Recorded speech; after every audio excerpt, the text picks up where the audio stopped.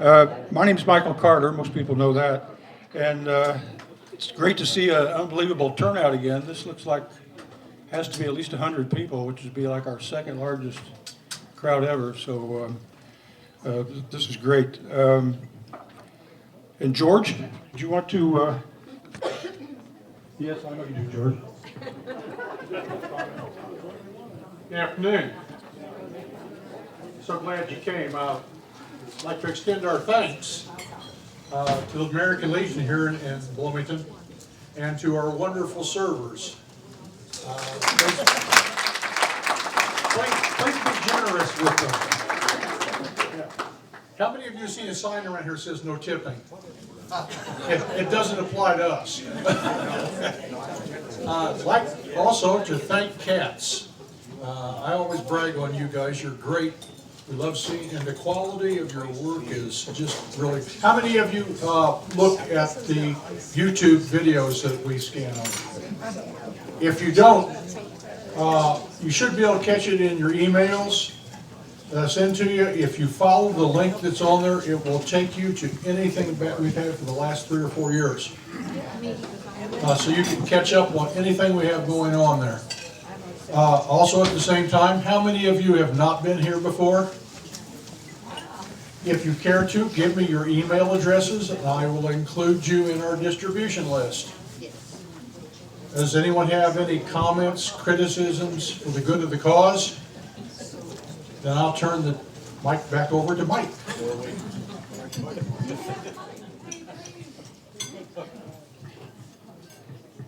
Well, to begin with, we have a couple of people who want to make some brief announcements. Joyce Poling. Oh, Joyce? Okay, you guys can just do it both. Kill two birds. We'll just save some time. Yeah. So we're going to do a song and dance here. We both need stories. We need stories about your life in Bloomington, or your parents' life in Bloomington, or something that was of interest to you. Now, I am looking for 5-minute radio stories, and you are. Well, I'm Roxbaugh at the Herald Times, and we're doing some short video series all year, and we're wanting to get a series of family stories, of your family's connection to Monroe County, some interesting incident or that you have researched and know more about, because believe me, most of the people I work with are not born and raised in Bloomington, so we know very little beyond 10 years ago. So anyway, please let us know, and maybe you could leave your name. Yeah. Just let me know and I can pass it on Yeah. to them. And Mike has my contact information. And mine also. Right. So we would really appreciate the help. Joyce? I still have calendars for sale. They're $15. It's a really heavy box for me to carry out of here, so I really want this out before I leave. Thank you.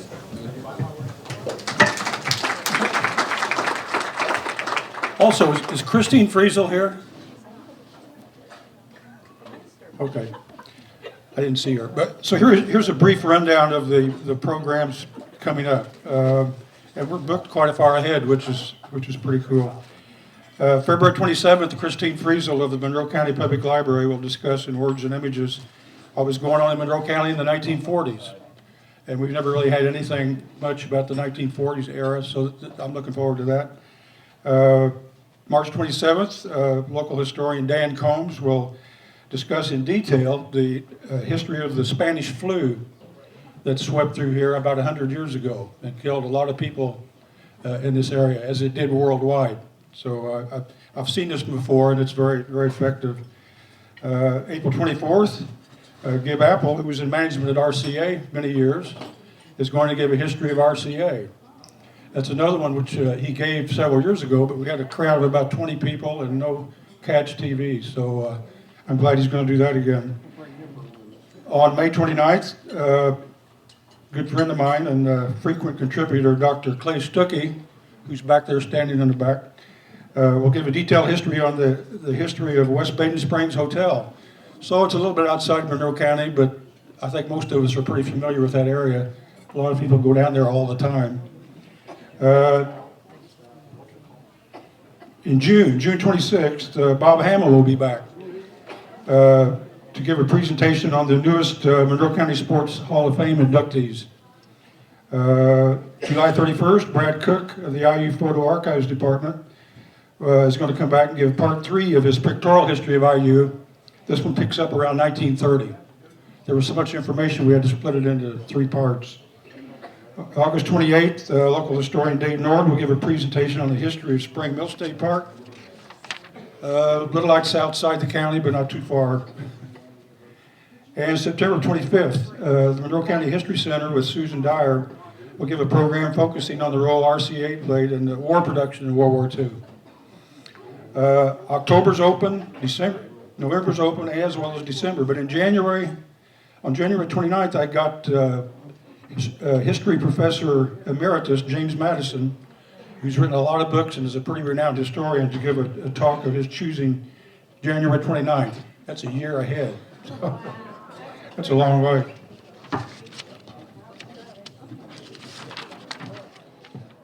Now today we've got Rex Waters, right over there, of the DNR, and he's been at the lake about, what, 40 years?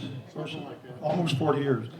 And he's going to give a presentation on the history of the lake, the reasons for the lake, and everything that went into it. And maybe he'll explain to us what's the correct nomenclature, Lake Monroe, Monroe Lake, or Monroe Reservoir. People are always talking about that. So Rex?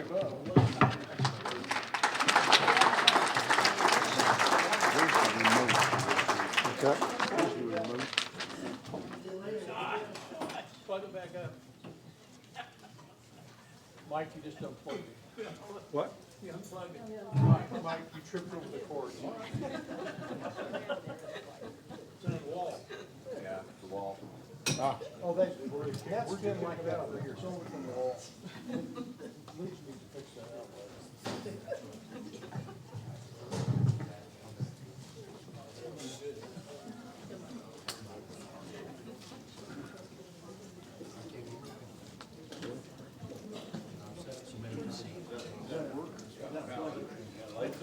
Yeah, that's back. They've never fixed that. Now if I can keep from tripping over it, we'll be all set. They lost the projector. It's not working. Still not working? Let me double check this. How far is it? How far is it to the other outlet?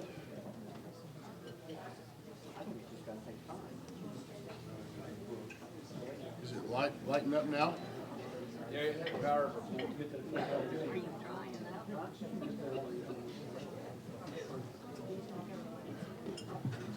Well, while we're dealing with the technical problems, let me tell you a little bit about what we got here. All right. Science drives me.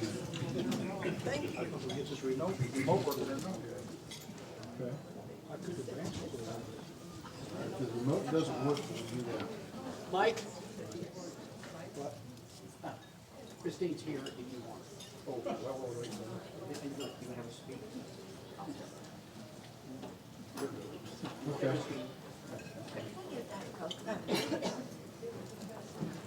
All right, while we're trying to get this sorted out, let me tell you a little bit about myself. My name is Rex Waters. I'm the wildlife specialist at Monroe Lake, Monroe Reservoir, or if you want to, Lake Monroe. Okay. We were originally Monroe Reservoir, and the Army Corps of Engineers decided we were Monroe Lake when they started naming all of their other reservoirs lakes. As we became one with the Division of State Parks, in order to be in compliance with everything else that was being produced, we became Monroe Lake. But if you drive... Could you put the microphone a little towards your mouth, please? Yes, can you hear me better? Oh, okay. All right. Monroe Reservoir is what it says on the highway as you come down the road, if you want to see where to turn off. Monroe Lake is what we have on all of our maps on all of our currently produced things. So that's the technical correct name. Both of them work. We were never really officially Lake Monroe, except in all the county brochures. Okay? And then we became Lake Monroe. All right. I've been here since '78. I've had an opportunity to meet some of you before. I've had a chance to get a feel for the property a little bit. But let me tell you a little bit about the property. First of all, Monroe Lake is an Army Corps of Engineers property. And as such, the state of Indiana leases, on a long-term lease, the operation of the recreation areas and the wildlife areas from the U.S. Army Corps of Engineers. So we have a lease agreement and a shared interest in what happens here on the property. We share responsibilities for the boundary line. We share responsibilities for shoreline management and many other issues. So it's a coordinated effort, and we work closely with them. When we can, we try to get them to pay for as much as possible. Now, let's see if we can get this to work. Okay, for those of you that can see this, and let me stand up. As my dad used to tell me, I'm a much better door than a window. Okay. As we look down on Monroe Lake is the largest inside the boundaries of Indiana lake in the state. Our surface area at normal summer pool, elevation 538, is 10,750 acres of water. We're pushing 200 miles of shoreline. We lay in Monroe, Brown, and part of Jackson County. Our drainage area is a pretty good drainage area, which is why we exist in the first place. As you look over the lake, you can see the recreational opportunities, the wildlife habitat, and all the water that we've got here. You get back in some of the back areas where it's not big flooded water, look at all the shoreline. Look at all of the opportunities for all the different kinds of things that can take advantage of that habitat. Now, this is the major drainage area and the basins. Why you did that, I don't know. Okay. As you look at that, you can see Monroe Lake in Indiana. It's that great big dark spot right towards the middle of the picture. Okay, our drainage area goes up into Bartholomew County, Brown County, over into Lawrence County. We pull from a huge area. The bulk of our drainage comes out of Brown County, but there's a whole lot that comes out of Jackson County. Okay? As you guys know, our early ancestors were really inventive in the way they named the creeks around here. Okay? So we're built on Salt Creek because they used to have salt works down here where they could make salt. Okay, so the branch of Salt Creek that comes in from the north is North Fork. The branch that comes in from the south is South Fork. And the branch in between the two is Middle Fork. Okay, so we've got that all figured out.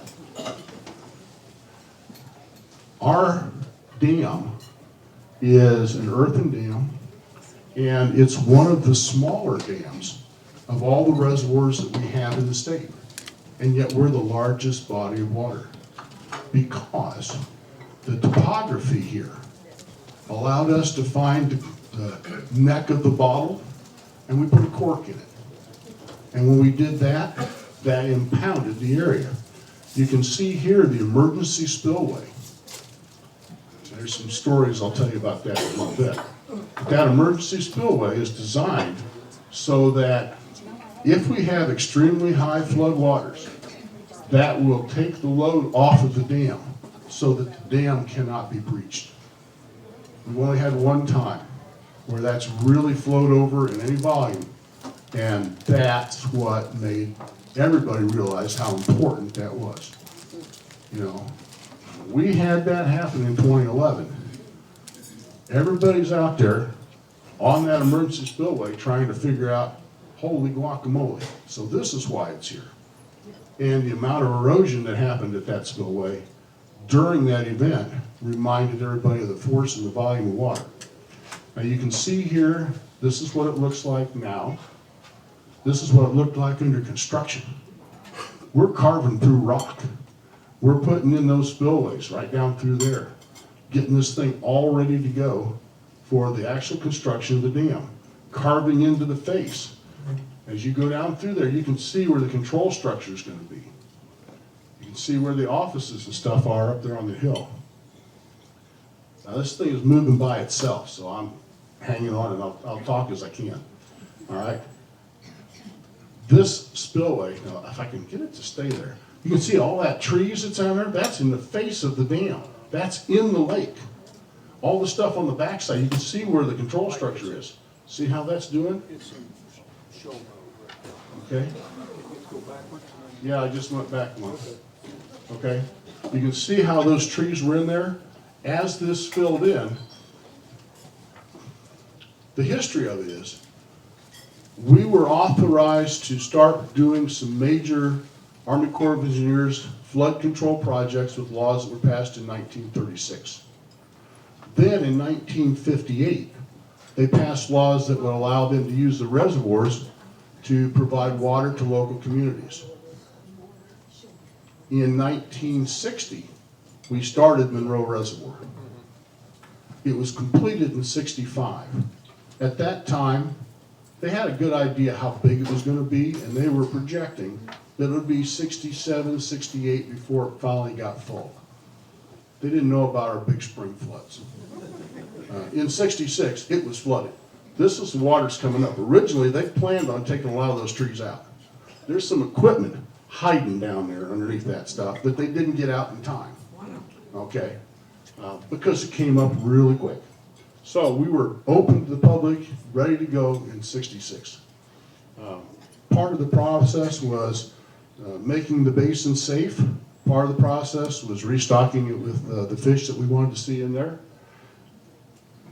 and creating the boat ramps and the other areas that would provide the recreational opportunity. Now, we were designed for flood control. This was a flood back in 2002. It's going up, you can see Fairfax, the end of the Four Winds. Look how much of that point's underwater. Look at the causeway. You couldn't get a big boat under there. When we had the flood in 2011, I could go under the causeway, I could go under the causeway with a John boat, but I had to duck my head. Okay? There were parts of the time when we were having that major flooding, when you'd get wind action, and it would actually blow the waves up over the guardrails onto Highway 446. Yeah. Okay, this is down at the Fairfax Beach House. This is the water going through there. Look at the volume of water that it can handle. Okay? Looking at 2 billion gallons a day when we're letting that water out. You don't want to stand downstream. Now, one of the other things, we've got all these wonderful areas back in the back. How can we take advantage of those? We've got the natural creek beds that feed in there that aren't supported by the lake, but are there for when the lake floods. We bought to maximum elevation. So our normal pool is 538. We bought to 560. That gave us enough room to allow the flooding to take place. We put in recreational areas like the campgrounds at Paintown. We have the U.S. Forest Service joining boundaries with us. They have the campgrounds at Hardin Ridge. We have beaches at Fairfax, at Paintown, and Hardin Ridge has a beach. We get a little bit of boating activity out there once in a while. We get a lot of marina activity at our marina at Paintown. We've got marinas at Four Winds, marinas at Cutright. We draw a crowd for some of our bigger events. That's the Fairfax parking lot. That wasn't the polar bear plunge this year. The beaches get really popular on hot days, so you can imagine the volume of visitors we get to the property run somewhere close to 1 million visitors a year. Okay, and at times we go over 1 million. They come from everywhere. And as you know, with our changing populations, we get every group of people on the planet showing up to recreate, or to boat, or to go out and walk in the woods.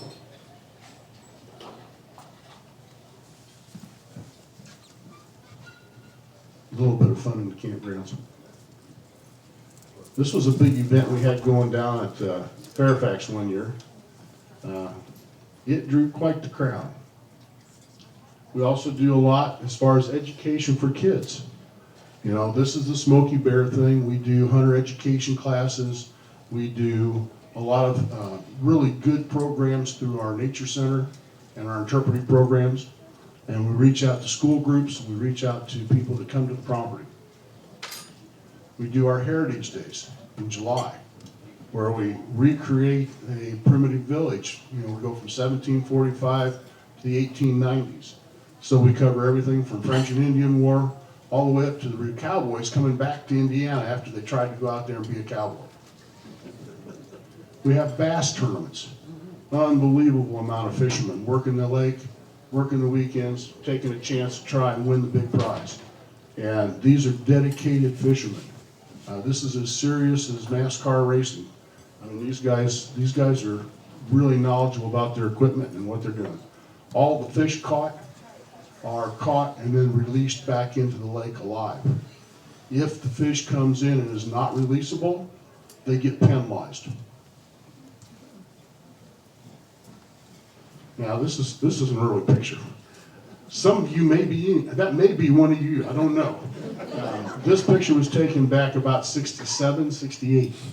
So, but look at those bluegill. Oh my goodness.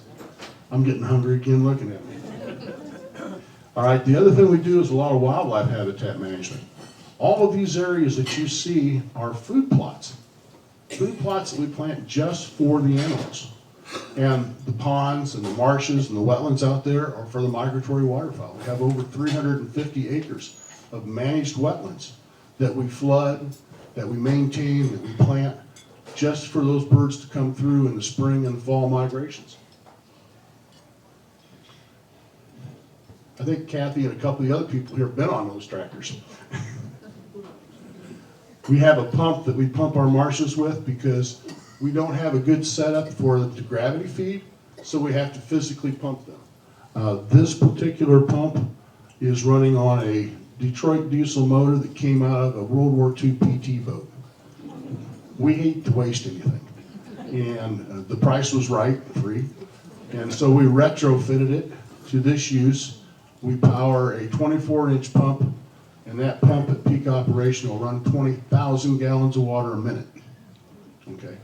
That lets us fill this 150-acre marsh in 10 days, 24-hour pumping. So I can wait until the last minute to let the crops be as mature as possible before we add water to it. And that brings 1 or 2 ducks in. There's a little green-winged teal, I like him. Okay, the other thing we got involved in was the non-game program. In 1984, through the non-game program, funds were available. On your state tax forms, you can check off to give money to non-game. That's a designated fund. That's the only place that money can be spent, is for that non-game. We were lucky enough to be the place that they decided to do their first effort. With the funds that were generated in 84, we looked in 85 to begin the non-game bald eagle reintroduction in Indiana. And it was going to be at Monroe. We wanted to see native bald eagles flying over Indiana. The last successful nesting was in 1897. Well, we had eagles flying through, but there was no nesting eagles. We wanted to see little chicks here on Indiana ground, on an Indiana nest. We wanted to see those young birds grow from the hatching tower where we were raising them as immatures, and then we would release them, and 5 years later, when they were sexually mature, come back to where they learned to fly, because that's where they imprint as home, so that they would nest here. And darned if they didn't. These are the first 2 Indiana-born bald eagles off of a nest here at Lake Monroe in 1991. Now we've got adult bald eagles flying over the lake on a regular basis. We're between 15 and 17 active nests just on the lake, and we're over 200 in the state. Not too bad for 73 birds raised over 5 years. We had the habitat. We had the interest. We have a lot of different things that we do. The wetland marshes are open to seasonal hunting. We do this on a half-day basis every third day during the season by drawing.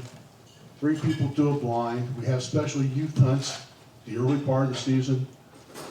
It's a really good opportunity for people to be able to see the predator-prey relationships, how to be a consumer and a non-consumer, and come out and help with our efforts. And then if you get a chance and you have the interest, you can help in harvest. We also have songbirds doing crazy. Right now we're working with Indiana University on a program to study tree swallows. They have over 150 tree swallow boxes set up on the property in these wetland areas. And the studies that they're doing is judging their behavior, their food choices, the kind of chemicals they're exposed to, and their reproductive success. We also get a few of these guys around, okay? Now, they don't only live in the urban environment, they do live out here in the woods too. Okay. Raccoons, possums, squirrels, deer, all of the mammals, all of the birds, all of the amphibians take advantage of the biodiversity that Monroe Reservoir offers us. And that's a great treat. When you see the success of these species, some of them that were on the endangered species list, some of them that are still on a threatened list, it's pretty exciting to know that we give them the oasis in the desert of people that they can live in. Because we provide biodiversity. We have the water. The surrounding community has the water. With the water intake plant at Moores Creek, we're able to provide water to all the surrounding areas and Bloomington. Now, what most people don't realize is that in the construction of Monroe Reservoir, it's an Army Corps of Engineers property, but the state paid over 50% of the cost of developing the property, so that the state has ownership of the water, so that we can sell that water to the local community so that you guys can have the water. That was the trick. That was part of that 1958 act in Congress that allowed us to use reservoirs in that way. And by investing as state agencies, we were able to make that water available instead of just letting it go down, so that anytime the Corps wanted to let it down, they could. And we own the water between the bottom, 515 elevation, to as high as it is. That was a big thing that we did for the people.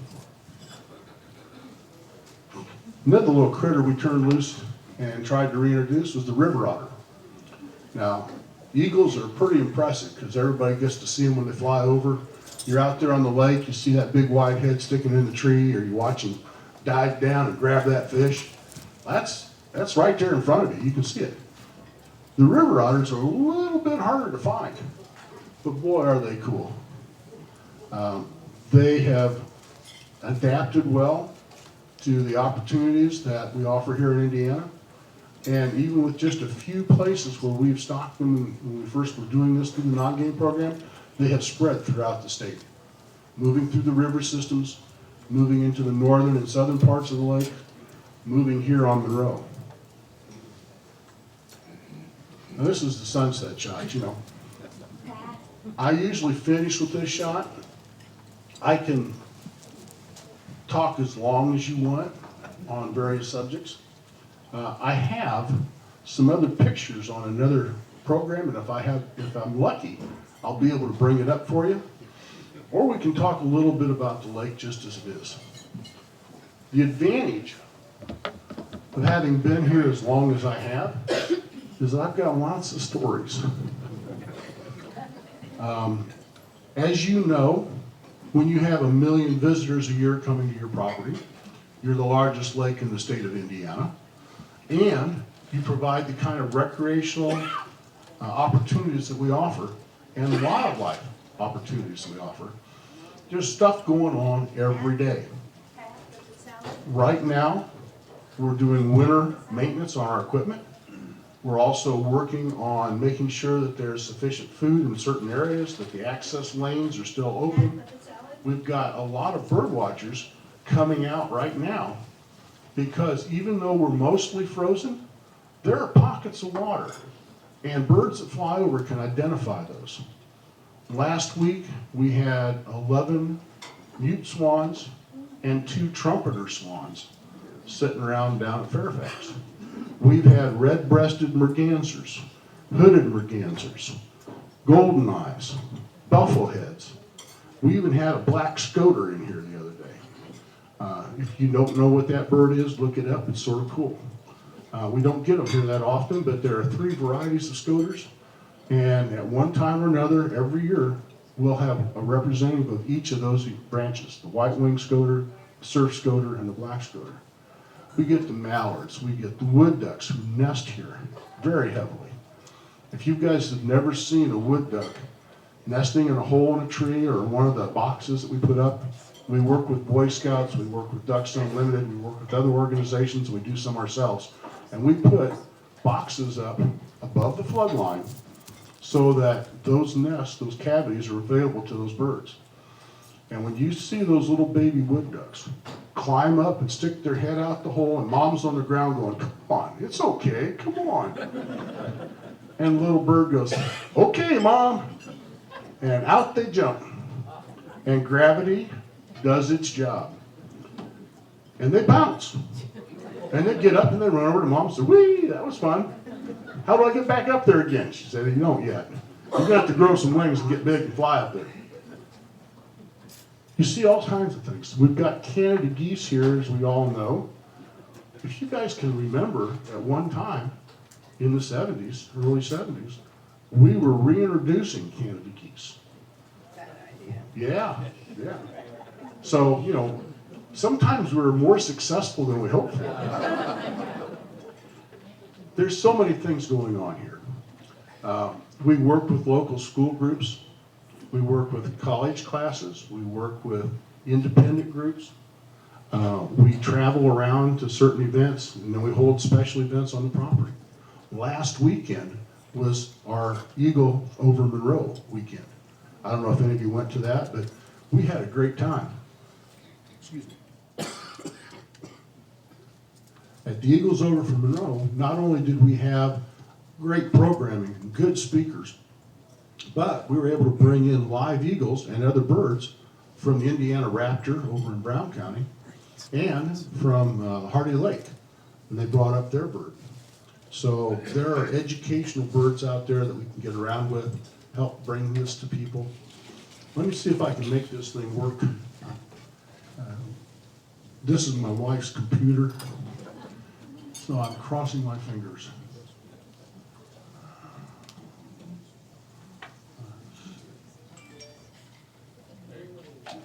That's a start. Now what?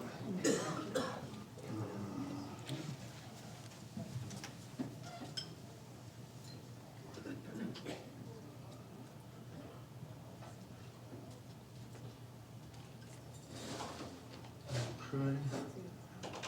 Now I'm going to give you a little picture of another program that I think is pretty germane to what we're talking about here today. They love pictures, so show them. Okey doke. Let's see, where's that?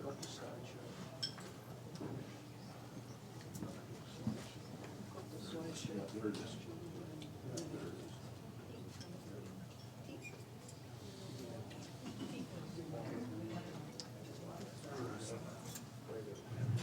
Now, you'll notice at the bottom of the picture it says U.S. Army Corps of Engineers. We can't afford to do all kinds of things, and I have absolutely no problem tapping into the resources of other agencies. This is the same, some of the same pictures we've already seen, but it goes into a little bit more detail. All right? You've seen those. Rex, on that big cutout there that they have, you know, that, I remember that when they first did that. Uh-huh. The big super flat area with. Yeah, Where yeah. did all that fill go? a lot of that went on the either side of the dam, and a lot of it went on the downside of the cutout so that they could reinforce that shoreline. And for those of you that have seen, when we had the flood in 2011, and it flowed over the spillway about 1.5 feet, okay, the volume of water was such that it ate through the soil all the way down into the rock that was left over from that cutout in order to get to Salt Creek to get out of the lake. And if it hadn't been for that rock, it had just kept eating. So a lot of that spill rock that we had went into the tailwater and went into that shoreline right on the back side of that cutout. There had to be tons and tons of. There was.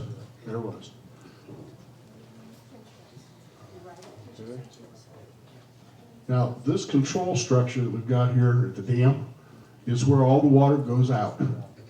We can adjust the volume of water going out so that the downstream side isn't hit too hard.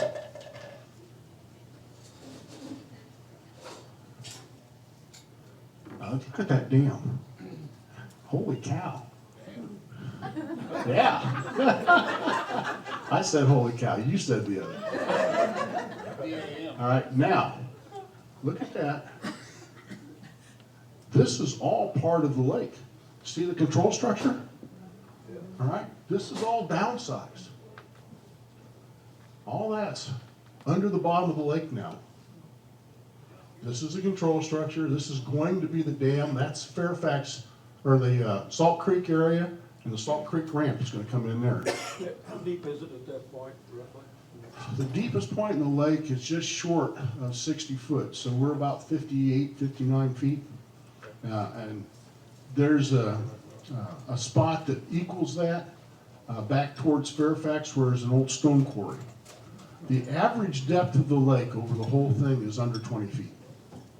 So if you get east of the causeway, the 446 causeway, first of all, that's idle speed only in a boat, okay, for a reason.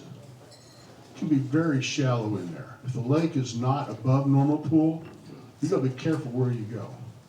You don't want to go fast and hit some of the things that are out there. Secondly, if you've got really shallow water like that, and you've got all that potential for erosion on the shoreline, that's not where you want to be running really fast with your boats and making lots of wakes and waves. And it's great fish habitat. So by running really fast over it, you destroy beds and you do all those kind of things. By idle speed only east of the causeway, it gives all the people that like to use canoes, kayaks, and small craft, or people who just want to putz and go slow, a place to go. Then on the west side of the causeway, that's open speed outside of the bays. That's where you see the boats that can really, really go fast. Over the long haul, what role will silting play, if any? All reservoirs, like I say, are corks in a bottle, and all the water runs downstream, and every bottle of water that runs carries silt. We are silting in. There's a lifetime expectancy for every reservoir of when they'll be still able to hold the maximum amount of flood. And then it declines over the years after that. We're going to be a viable, good reservoir for a really, really long time. But we're already seeing a fair amount of silt build up in our shallower water areas east of the causeway. Because if you look at the lake and you look at the 446 causeway, it's almost like a coffer dam. It slows that water down. And the only place that water can get through is right there underneath the bridge. So while it's holding that water and waiting its turn to get out, and everything upstream from that, that's silting in faster. When we were down 5 feet a few years ago, I was able to walk on the old roadbed up by Axon Branch, okay? And I was able to walk over the old bridge on this little county road. It was a concrete bridge. And I was able to look over the guardrail, which is a very short little metal guardrail, directly on the bottom of the lake. Because that whole 12-foot channel had silted in, and it was full. Now, the challenge is, if you're out there wandering around in this muddy water with a fly rod or a shotgun if you're duck hunting, and you step into a place that's 12 foot deep full of silt, Yeah. So gravity still works, and it's not the greatest thing to walk on. I didn't say a word. All right, see how that construction's going? Look at all the trees downstream. See the buildings down there? Some of those buildings are underwater. You look at some of this stuff up in there. Come on. Some of that stuff up in there filled up too fast. You saw the tops of the trees. Some of the other stuff was gone. Some of this stuff down in here, they just barely got some of it out in the nick of time. How often do you have to adjust the sluice gates on the dam? They're subject to adjustment. We check them every day. Every day. The Army Corps of Engineers has a staff, and that's what they do. Now you can see here, and I'll go back to this real quick. You see this? No. If you look real careful, you can see that these are individual floating objects. This is actually a floating barrier to keep debris from floating into the intake of the dam. So as things come down, see all that floating debris? Okay. Sorry, babe. This catches it. When we first made the lake, that was there for the first 10 or 12 years. And then after most of the floating debris had resolved itself, then we pulled it out of the way. So it's no longer there.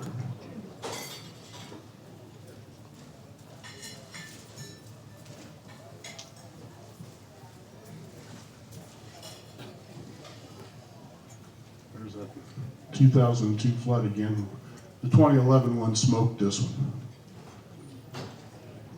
Rex, Yep. ask you to talk a little bit about the fisheries on the lake. Okay. And, is there any stocking programs going on? Yes, currently we are stocking. Somebody decided to volunteer our food to for the bass. They brought in gizzard shad. And when they brought in gizzard shad, of course, they reproduced very fast. And the thing that I'm sure they were thinking that I was going to bring in threadfin shad, you know, whoever brought them in. Threadfin only get fairly small so that they're eligible for food for a bass the whole life. Gizzard shad get too big for a bass in about a year and a half, 2 years. I mean, they get really big really fast, and there's a whole bunch of them.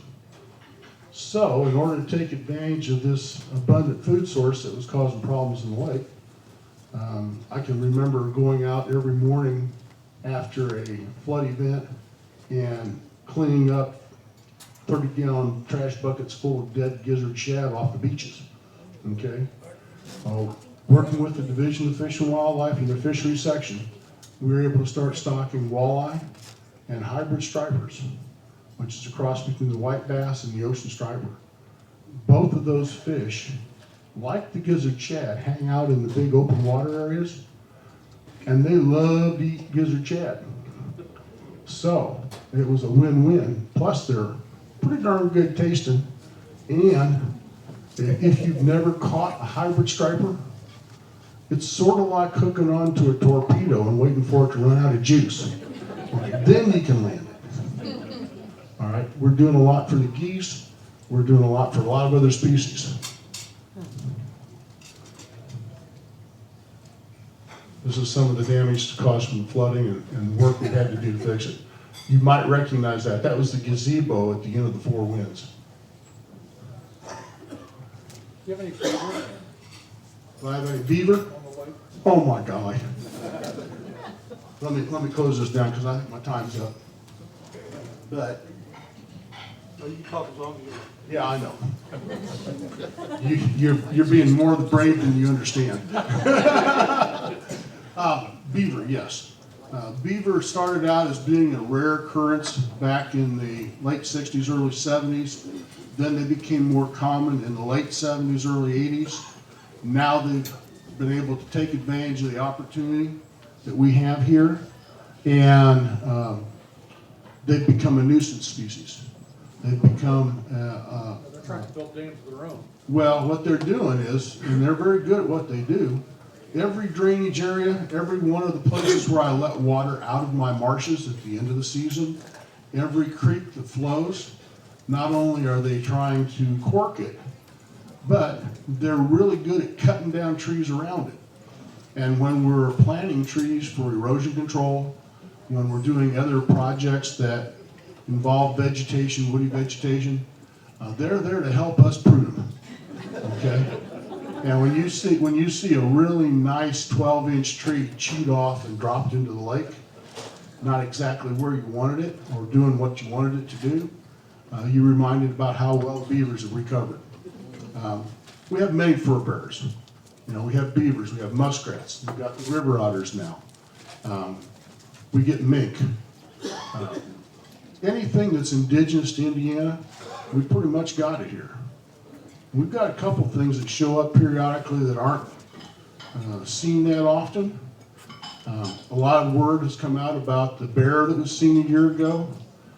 The latest is that bear appears to have maybe crossed back into Kentucky.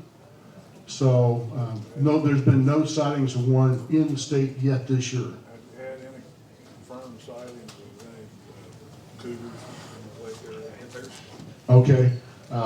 We always have questions about predators, whether it's a bear, whether it's a bobcat, a coyote, wolves, or cougars.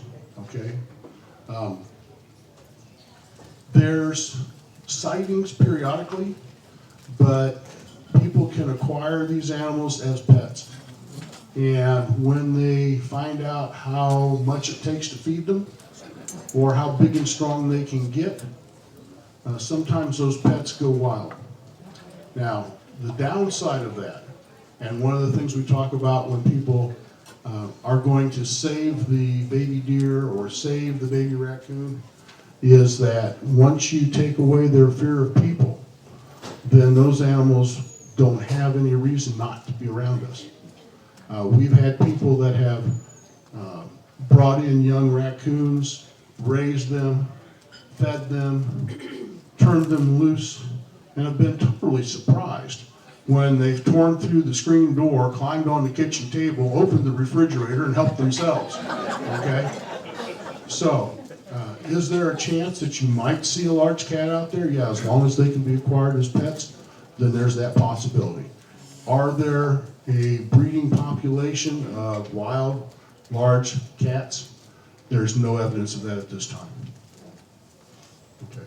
Any other questions? Yeah. Can you speak a little bit about how the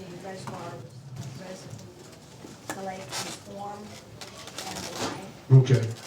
Monroe Reservoir is part of the flood control plan. If you look at the drainage areas in the state of Indiana, all of our reservoirs feed into one of the main drainage areas that go to the Ohio River. Okay? Because we're the largest lake and we've got a really good drainage area, then Monroe was one of the first that they wanted to do. And so it was the first major lake in the reservoir system that was built. We built smaller ones up at Lieber and Kegel's Mill, okay? But the first big one was Monroe. We have the better drainage area. We feed right into Salt Creek. There's flooding that has been occurring, not only at Bedford, but south of there all the way down to the Ohio. And because we could control some of that floodwater, Monroe was where we needed it. And let's face it, Bloomington needed the water. Okay? So that was one of the things that led to building it where we built it.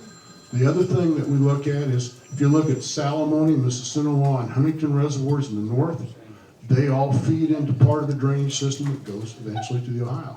If you look at Brookville, if you look at Patoka, then you're looking at areas that drain directly into the drainage system into the Ohio. So all the flooding that was occurring in that Ohio region was being augmented by the runoff we had here.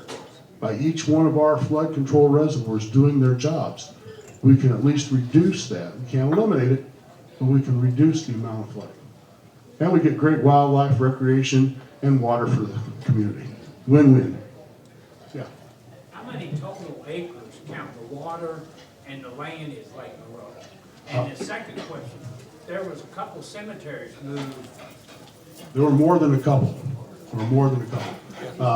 But when the cemeteries were identified, they were moved out of the lake bed and put above the floodplain. so that they would not be damaged or threatened.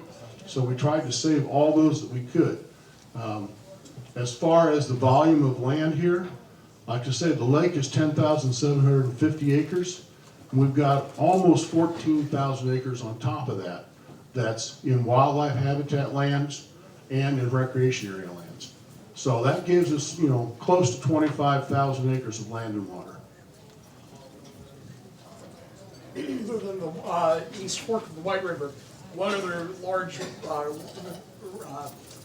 rivers or creeks does Lake Monroe feed into that end up in the Ohio? Okay, Lake Monroe feeds into the east and west forks, okay? As you go south down through there where they join, the drainage areas that come out of Salt Creek feed into the one and that feeds into the other. You know, it's a stair step. And each stage of the stair step feeds to the next stage of the stair step. Well, what I was saying is there any other major tributaries to the Ohio other than the East Fork? Oh yeah, we got the East Fork, the West Fork. I mean, for Monroe itself, primarily, we're just looking at the West Fork, okay?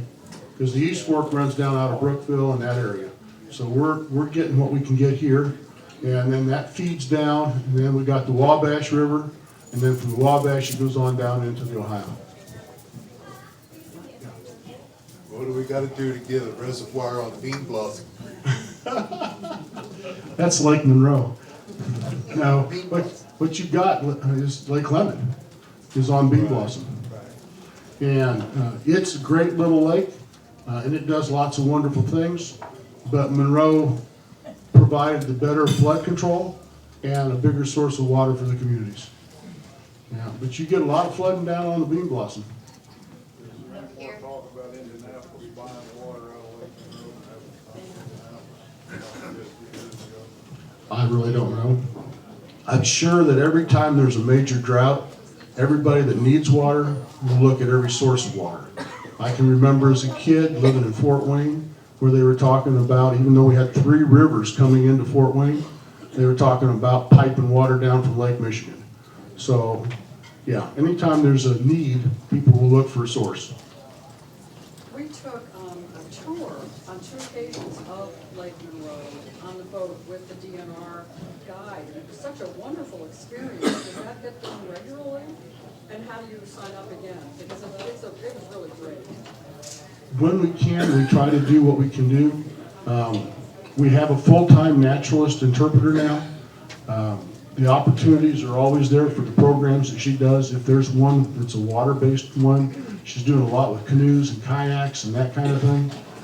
As far as boat tours, I'm not aware of any that she has currently planned, but if you go to our webpage, we have a webpage on Facebook, we have our web pages in other places.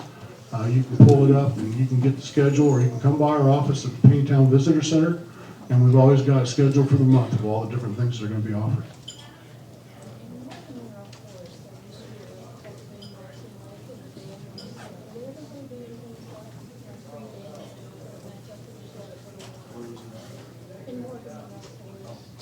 Okay, she was asking about in Monroe Forest, one of the smaller lakes that was there, a pond that was there, they had to breach it because it was overtopped in the floods and the dam was no longer viable. That dam was originally built back when some of the rules that we have now didn't apply. Now, in order to recreate that kind of dam would be a major issue. And at this time, the need for it is not that great. So, and as far as I know, that hasn't been discussed. I'm about 10 minutes over. All right, I'm 10 minutes over my time. How are we doing? Okay. All right, go ahead. You mentioned there's a life expectancy in every reservoir. What is it? I've seen several different figures. A lot of it depends on the amount of runoff we have and how much silt it carries. That depends upon weather conditions and how we choose to use the land. If we are conscientious of exposing the soil so that we have as little runoff as possible, then the lifespan of the lake goes up. If we are not conscientious about that, then water will run downhill and we'll take the dirt with it.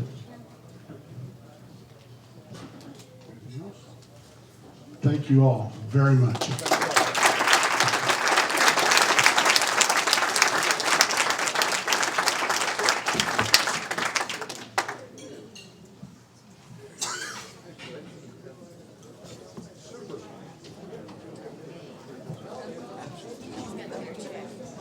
Is Christine Friesel back there?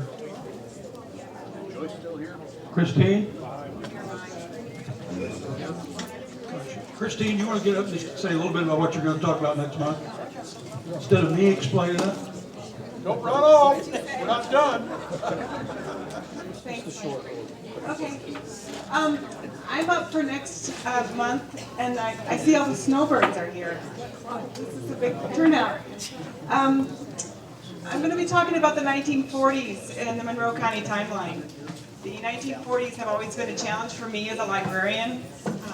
The city directories were not published during the wars.